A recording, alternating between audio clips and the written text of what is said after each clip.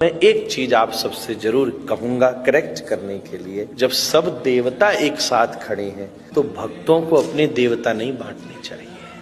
कईयों को हमने देखा है आए और केवल भोलेनाथ जी पर चलाया जल और उन्हें किसी से मतलब नहीं, देखा भी नहीं कि कोई और भी बैठा है।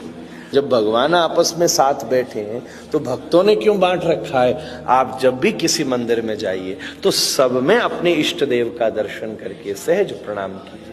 हम अगर श्री ठाकुर जी के, श्री कृष्ण के परम उपासक हैं तो श्री कृष्ण के ही परिवार की तरह प्रणाम कर लीजिए, और चाहे आप हनुमान जी के हैं तो वो दर्शन को कर लीजिए। पर हमें शिव के ऊपर जल चढ़ाने का पुण्य मिलेगा, पर और सबको हमने प्रणाम नहीं किया, उसका जो अपराध लगेगा वो जल को चढ़ाने से बड़ा अपराध।